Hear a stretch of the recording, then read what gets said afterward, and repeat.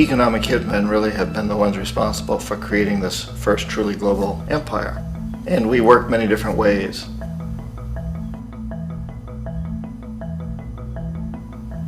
But perhaps the most common is that we will identify a country that has resources our corporations covet, like oil, and then arrange a huge loan to that country from the World Bank or one of its sister organizations.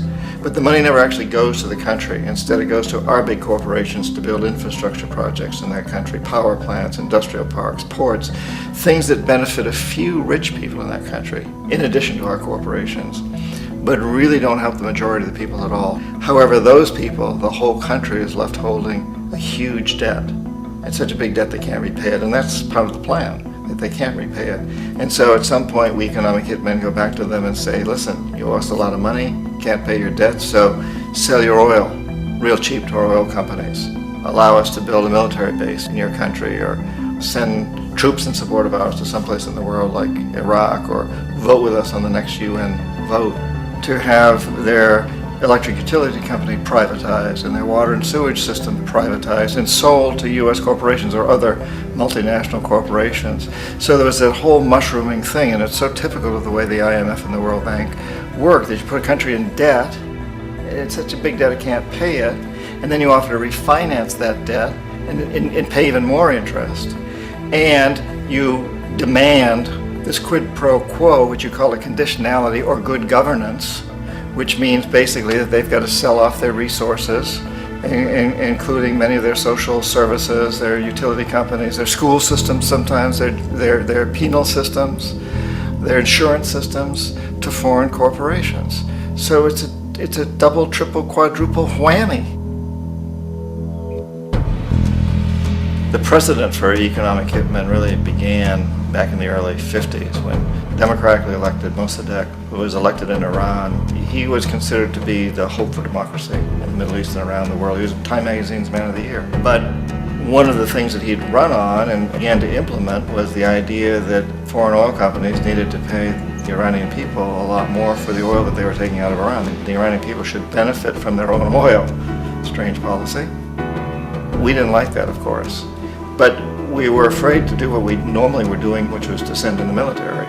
Instead, we sent in one CIA agent, Kermit Roosevelt, Teddy Roosevelt's relative. And Kermit went in with a few $1 million and was very, very effective and efficient. And in a short amount of time, he managed to get Mossadegh overthrown and brought in the Shah of Iran to replace him, who always was favorable to oil. And it was extremely effective. Bombs overflow Tehran. Army officers shout that Mossadegh has surrendered and his regime as virtual dictator of Iran is ended. Pictures of the Shah are paraded through the streets as sentiment reverses. The Shah is welcomed home. So back here in the United States, in Washington, people looked around and said, wow, that was easy and cheap. So this established a whole new way of manipulating countries, of creating empire.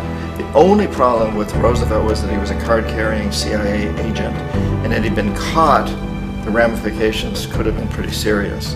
So very quickly at that point, the decision was made to use private consultants to channel the money through the World Bank or the IMF or one of the other such agencies, to bring in people like me who worked for private companies, so that if we got caught, there would be no governmental ramifications.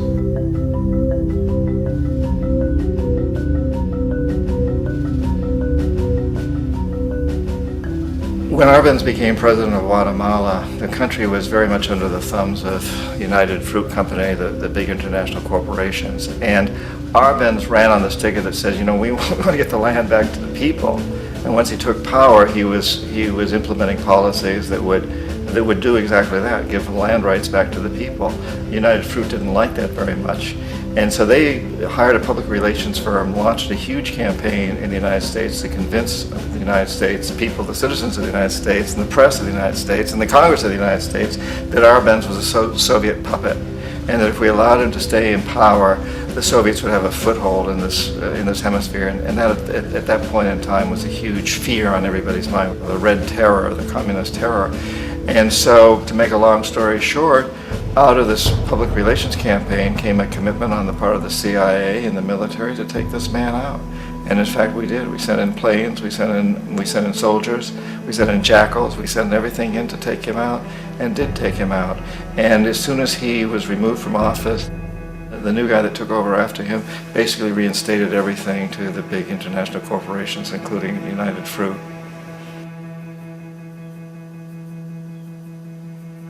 Ecuador for many, many years had been ruled by pro-US dictators, often relatively brutal. Then it was decided that they were going to have a truly democratic election. Jaime Roldos ran for office, and his main goal, he said, as president would be to make sure that Ecuador's resources were used to help the people.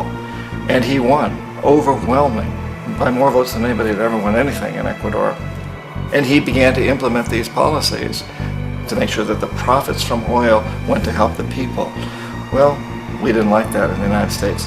I was sent down as one of several economic hitmen to change Roldos, to corrupt him, to bring him around, to let him know, okay, you can get very rich, you and your family, if you play our game, but if you continue to try to keep these policies you've promised, you're going to go. He wouldn't listen. He was assassinated. As soon as the plane crashed, the whole area was cordoned off. The only people allowed in were U.S. military from a nearby base and some of the Ecuadorian military. When an investigation was launched, two of the key witnesses died in car accidents before they had a chance to testify. A lot of very, very strange things that went on around the assassination of Jaime Roldos. I, like most people who've really looked at this case, have absolutely no doubt that it was an assassination. And of course, in my position as an economic hitman, I was always expecting something to happen to Jaime, whether it be a coup or assassination, I wasn't sure, but that he would be taken down because he was not being corrupted. He would not allow himself to be corrupted the way we wanted to corrupt him. Omar Torrijos, president of Panama, was one of my favorite people. I really, really liked him. He was very charismatic. He was a guy who really wanted to help his country. And when I tried to bribe him or corrupt him, he said, look, John, he called me Juanito. He said, look, Juanito, I don't need the money. What I really need is for my country to be treated fairly. I need for the United States to repay the debts that you owe my people for all the destruction you've done here. I need to be in a position where I can help other Latin American countries win their independence and be free of this terrible presence from the north that you people are exploiting us so badly. I need to have the Panama Canal back in the hands of the Panamanian people. That's what I want. And so, leave me alone. Don't try to bribe me. It was 1981, and in May, Jaime Roldos was assassinated. And Omar was very aware of this. Torrijos got his family together and he said, I'm probably next, but it's okay because I've done what I came here to do. I've renegotiated the canal. The canal will now be in our hands. He just finished negotiating the treaty with Jimmy Carter. In June of that same year, just a couple of months later, he also went down in an airplane crash, which there's no question was executed by CIA-sponsored jackals.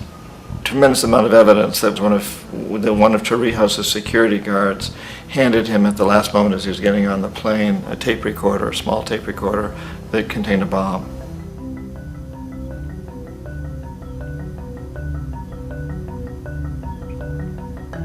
It is interesting to me how this system has continued pretty much the same way for years and years and years, except the economic hitmen have got better and better and better.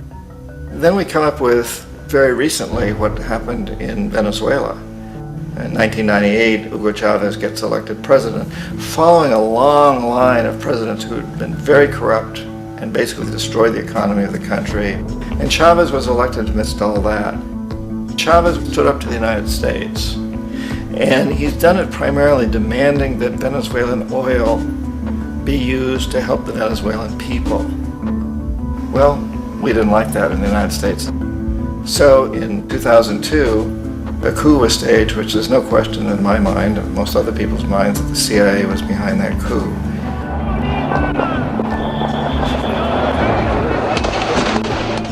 The the way that that coup was fomented was very reflective of what Kermit Roosevelt had done in Iran, of paying people to go out into the streets, to riot, to protest, to say this Chavez is very unpopular. You know, if you can get a few thousand people to do that, television can make it look like it's the whole country, and things start to mushroom. Except in the case of Chavez, he was smart enough, and the people were so strongly behind him that they overcame it, which was a phenomenal moment in the history of Latin America.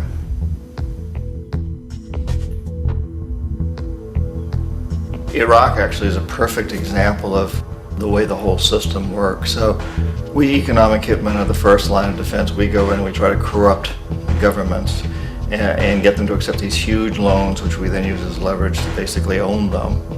If we fail, as I failed in Panama with Omar Torrijos and in Ecuador with Jaime Roldos, men who refused to be corrupted, then the second line of defense is we send in the jackals. And the jackals either overthrow governments or they assassinate. And once that happens and a new government comes in, and boy, it's going to toe the line, because the new president knows what will happen if he doesn't. In the case of Iraq, both of those things failed. Economic hitmen were not able to get through to Saddam Hussein. We tried very hard. We tried to get him to accept a deal very similar to what the House of Saud had accepted in Saudi Arabia, but he wouldn't accept it. And so the jackals went in to take him out. They couldn't do it. His security was very good. After all, he had one time worked for the CIA. He'd been hired to assassinate a former president of Iraq and failed, but he knew the system. So in '91, we send in the troops and we take out the Iraqi military. So we assume at that point that Saddam Hussein is going to come around. We could have taken him out, of course, at that time, but we didn't want to. He's the kind of strong man we like. He controls his people. We thought he could control the Kurds and keep the Iranians in their border and keep pumping oil for us. And then once we took out his military, now he's going to come around. So the economic hitmen go back in the 90s without success. If they'd had success, he'd still be running the country. We'd be selling him all the fighter jets he wants and everything else he wants. But they couldn't, they didn't have success. The jackals couldn't take him out again, so we sent the military in once again, and this time we did the complete job and took him out, and in the process created for ourselves some very, very lucrative construction deals. We had to reconstruct a country that we'd essentially destroyed, which is a pretty good deal if you own construction companies, big ones. So, you know, Iraq shows the three stages. The economic hitmen failed there, the jackals failed there, and as a final measure, the military goes in. And in that way, we've really created an empire, but we've done it very, very subtly. It's clandestine. All the empires of the past were built on the military, and everybody knew they were building them. So the British knew they were building them, the French, the Germans, the Romans, the Greeks. And they were proud of it, and they always had some excuse, like spreading civilization, spreading some religion, something like that. But they knew they were doing it. We don't. The majority of the people in the United States have no idea that we're living off the benefits of a clandestine empire, that today there's more slavery in the world than ever before. And then you have to ask yourself, well, if it's an empire, then who's the emperor? Obviously, our presidents of the United States are not emperors. An emperor is someone who's not elected, doesn't serve a limited term, and doesn't report to anyone, essentially.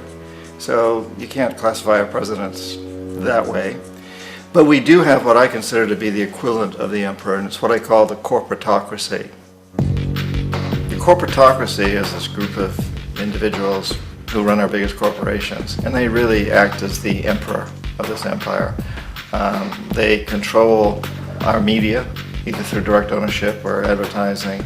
They control most of our politicians because they finance their campaigns, either through their corporations or through personal contributions that come out of the corporations. They're not elected, they don't serve a limited term, they don't report to anybody. And at the very top of the corporatocracy, you really can't tell whether a person's working for a private corporation or the government because they're always moving back and forth.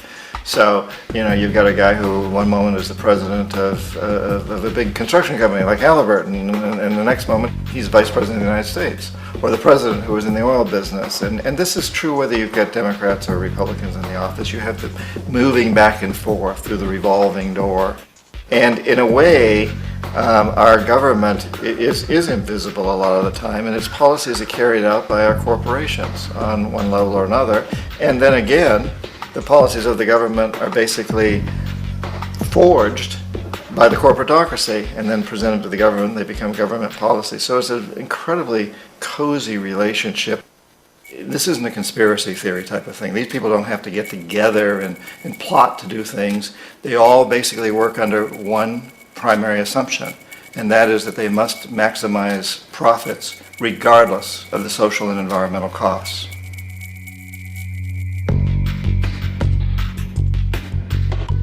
This process of manipulation by the corporatocracy through the use of debt, bribery, and political overthrow is called globalization. Just as the Federal Reserve keeps the American public in a position of indentured servitude through perpetual debt, inflation, and interest, the World Bank and IMF serve this role on a global scale. The basic scam is simple.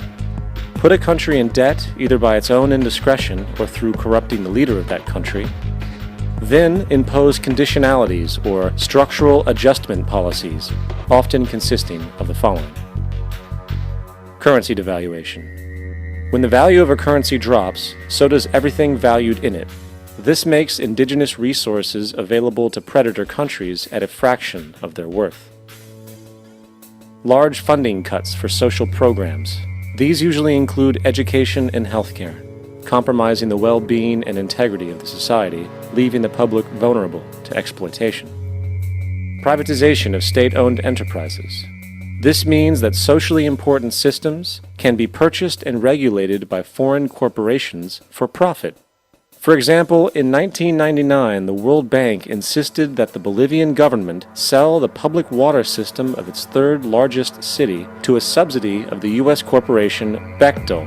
As soon as this occurred, water bills for the already impoverished local residents skyrocketed. It wasn't until after a full-blown revolt by the people that the Bechtel contract was nullified. Then there is trade liberalization, or the opening up of the economy through removing any restrictions on foreign trade. This allows for a number of abusive economic manifestations, such as transnational corporations bringing in their own mass-produced products, undercutting the indigenous production and ruining local economies. An example is Jamaica, which, after accepting loans and conditionalities from the World Bank, lost its largest cash crop markets due to competition with Western imports. Today, countless farmers are out of work, for they are unable to compete with the large corporations.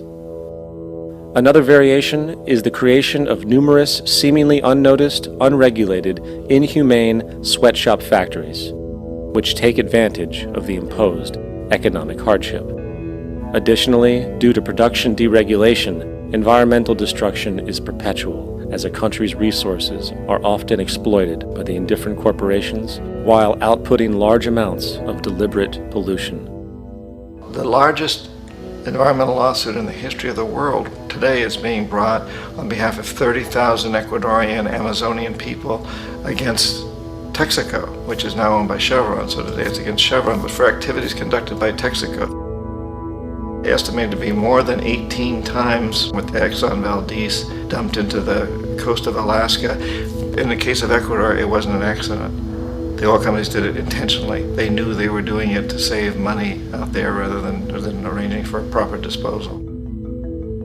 Furthermore, a cursory glance at the performance record of the World Bank reveals that the institution, which publicly claims to help poor countries develop and alleviate poverty, has done nothing but increase poverty and the wealth gap, while corporate profits soar. In 1960, the income gap between the fifth of the world's people in the richest countries versus the fifth in the poorest countries was 30-1. By 1998, it was 74-1.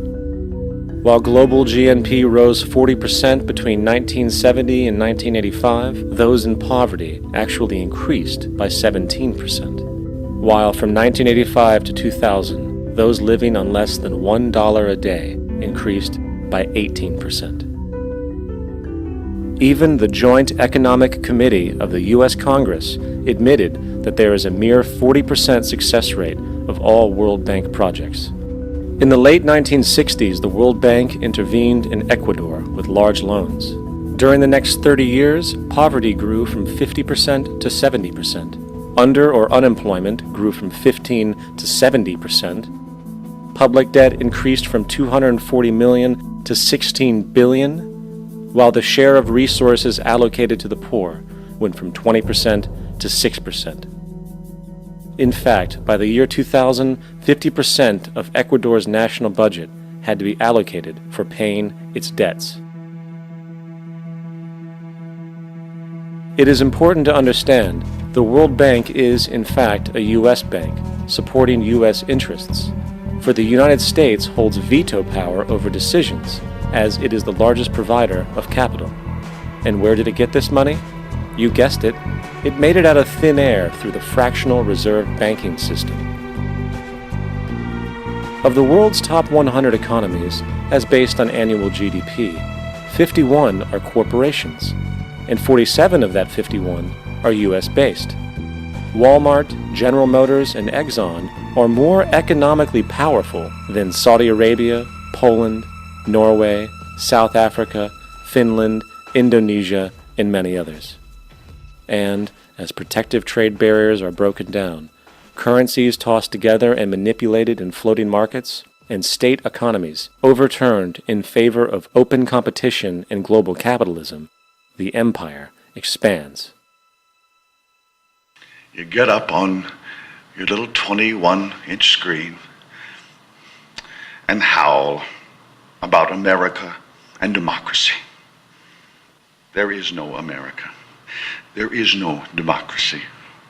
There is only IBM and ITT and AT&T and DuPont, Dow, Union Carbide, and Exxon. Those are the nations of the world today. What do you think the Russians talk about in their councils of state? Karl Marx? They get out their linear programming charts, statistical decision theories, minimax solutions, and compute the price-cost probabilities of their transactions and investments, just like we do. We no longer live in a world of nations and ideologies, Mr. Beale. The world is a college of corporations, inexorably determined by the immutable bylaws of business. The world is a business, Mr. Beale.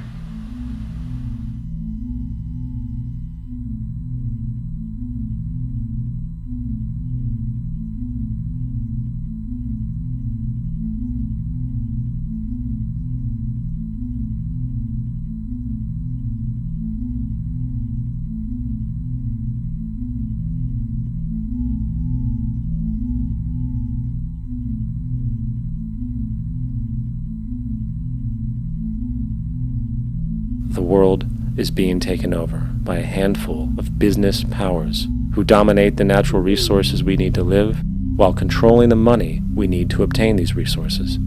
The end result will be world monopoly, based not on human life, but financial and corporate power. And as the inequality grows, naturally more and more people are becoming desperate.